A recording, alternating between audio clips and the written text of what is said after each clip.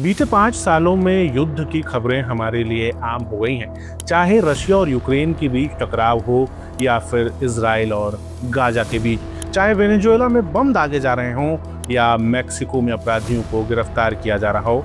लेकिन इन सब के बीच जब ईरान और इजराइल के बीच टकराव शुरू हुआ तो पहली बार युद्ध की आंच हमारे आपके घरों तक आ पहुंची है। पहली बार भारत में युद्ध के कारण ईंधन की कमी देखी जा रही है और इसके साथ उठ रहा है एक सवाल कि क्या जब दुनिया भर के लोग आपस में टकरा रहे हैं तो इसे विश्व युद्ध माना जाना चाहिए।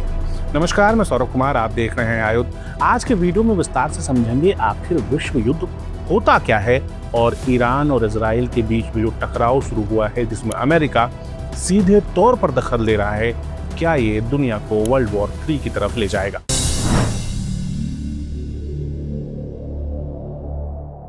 सबसे पहले तो ये कि वर्ल्ड वॉर आखिर होता क्या है। वर्ल्ड वॉर यानी कि एक ऐसी लड़ाई जिसमें दुनिया की सभी बड़ी ताकतें युद्ध के मैदान में कूदी हुई हों और एक दूसरे के आमने सामने खड़ी। इससे पहले 2 वर्ल्ड वॉर हो चुके हैं, तो वर्ल्ड वॉर 3 को समझने के लिए समझना जरूरी है कि आखिर इससे पहले हुए 2 वर्ल्ड वॉर्स का कारण क्या था। सबसे पहले वर्ल्ड वॉर 1। वर्ल्ड वॉर 1 की शुरुआत होने के 3-4 महत्वपूर्ण कारण बताए जाते हैं। सबसे पहला कारण कि उस समय ब्रिटिश एक्सपेनिज्म यानी जो ब्रिटेन की सरकार है वो लगातार दुनिया भर में अपना विस्तार कर रही थी, जगह जगह पर अपनी कॉलोनीज बना रही थी और इसके कारण दुनिया भर के देश ब्रिटेन से लड़ना चाह रहे थे। दुनिया की जो दूसरी शक्तियां तो ब्रिटेन से चल रही थी। दूसरा कारण था कि ऑटोमन साम्राज्य अभी अभी गिरा था और ऑटोमन साम्राज्य के गिरने के बाद सर्बियन नेशनलिज्म, जो नेशनलिज्म की फीलिंग वो बहुत तेजी से बढ़ रही थी और इन सब के बीच में सर्बिया के गुट ने फ्रांस फर्डिनांड, जो कि राजा बनने वाले थे साम्राज्य के, उनकी गोली मारकर हत्या कर दी। उनकी हत्या को वर्ल्ड वॉर शुरू होने के की इवेंट के तौर पर माना जाता है, जिसके बाद जो जर्मनी की सरकार थी उसने ऑस्ट्रिया और हंगरी की सरकारों को सीधा सीधा अपना समर्थन दे दिया कि आप जिस भी तरह से युद्ध करना चाहेंगे उसमें हमारा आपको सपोर्ट है। जिसके बाद पहले ऑस्ट्रिया और हंगरी ने सर्बिया पर हमला किया, फिर दूसरे देश सामने आए और देखते ही देखते दुनिया भर के सारे महत्वपूर्ण देश एक दूसरे के आमने सामने आए। वर्ल्ड वॉर 2 की शुरुआत कैसे हुई? वर्ल्ड वॉर 2 के शुरुआत होने के भी कुछ प्रमुख कारण बताए जाते हैं, जिनमें सबसे महत्वपूर्ण कारण था जर्मनी, इटली और जो इंपीरियल जापान था उनके एक्सपेंसिव ख्याल। क्योंकि वर्ल्ड वॉर 1 के बाद जर्मनी काफी कमजोर हो गया था, जापान भी अपना विस्तार करना चाह रहा था। ऐसे में जर्मनी 1939 में पोलैंड के ऊपर हमला करता है और इंपीरियल जापान हमला करता है चाइना के ऊपर। जिसके बाद फिर वही होता है, दुनिया भर के देश गुटों में बढ़ जाते हैं, लड़ाई शुरू होती है और देखते ही देखते पूरी दुनिया युद्ध के आगोश में हो जाती है। पूरी दुनिया आपस में लड़ रही होती है। जब सोशल साइंटिस्ट से बात करते हैं, जब वॉर एक्सपर्ट्स से बात करते हैं, तो वर्ल्ड वॉर शुरू होने के कुछ महत्वपूर्ण कारण बताते हैं कि अगर ये बॉक्सेस टिक हो रही हैं तो आप समझिए कि दुनिया वर्ल्ड वॉर की तरफ बढ़ रही है। इसमें सबसे पहला कारण है एक्सपेंशनिज्म।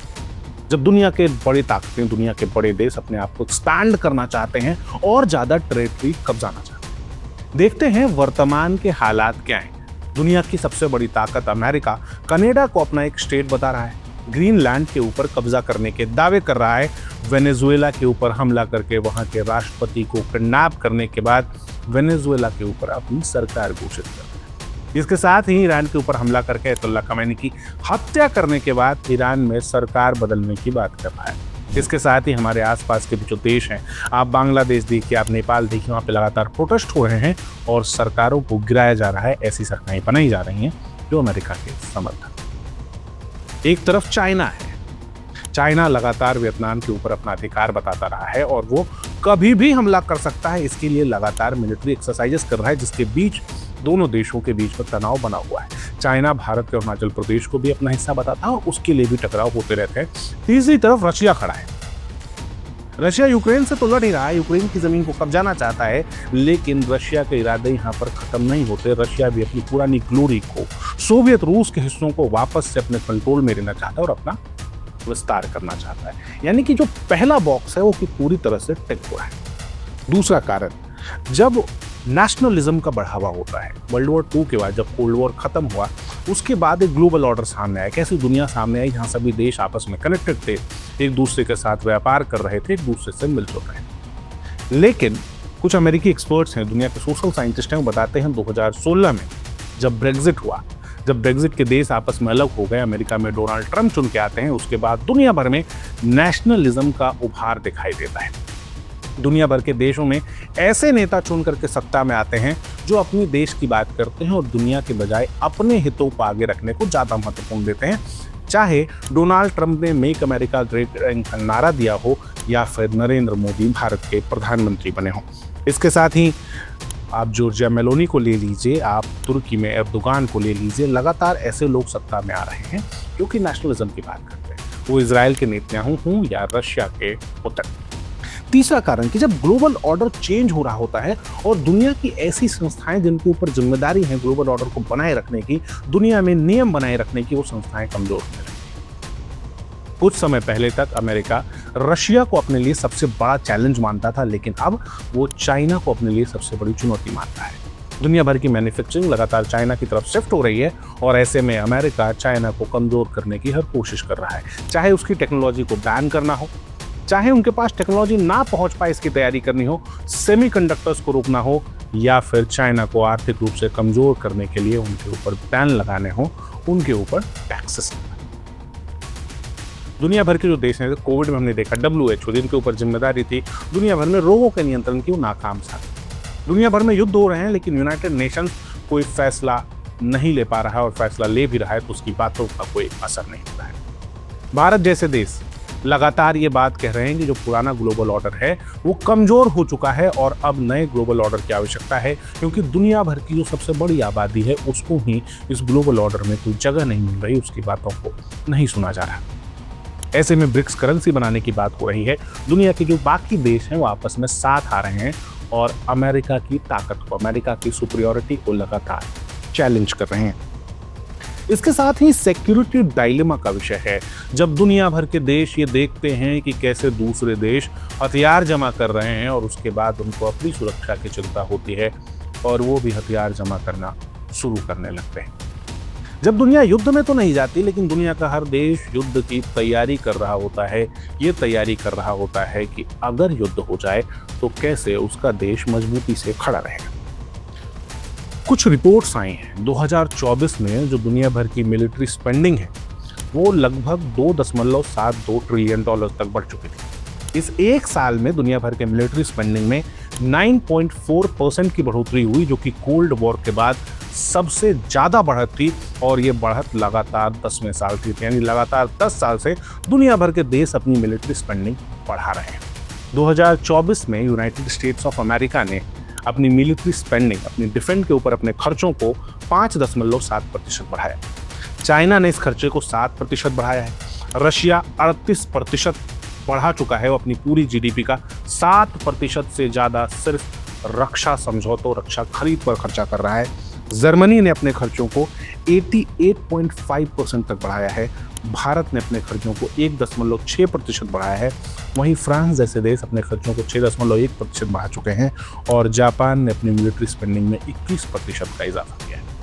यूरोप जो अब तक अपनी सुरक्षा के लिए पूरी तरीके से अमेरिका पर निर्भर था, वो यूरोप भी कह रहा है कि नहीं, हमें अपने सैन्य कैपेबिलिटीज डेवलप करने की आवश्यकता है, और यूरोप अमेरिका से अलग अपनी सेना को मजबूत कर रहा है। जो जापान वर्ल्ड वॉर के बाद सैनिक रखता ही नहीं था, वो अपनी नेवी फिर से तैयार कर रहा है।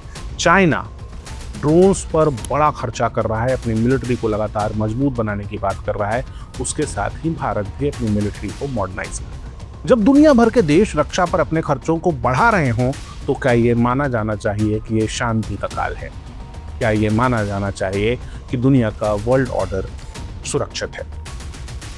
और दुनिया दो धड़ों में बंट रही है, इसके ऊपर कोई सवाल नहीं है, क्योंकि अब तक अमेरिका एकमात्र चौधरी था, अमेरिका के ऊपर सवाल उठाने वाला कोई नहीं।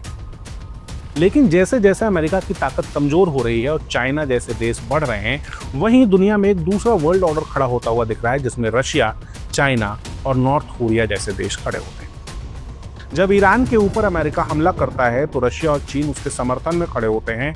चीन बीच युद्ध में अपने 2 जहाजों से भर के हथियार ईरान तक पहुंचाता है।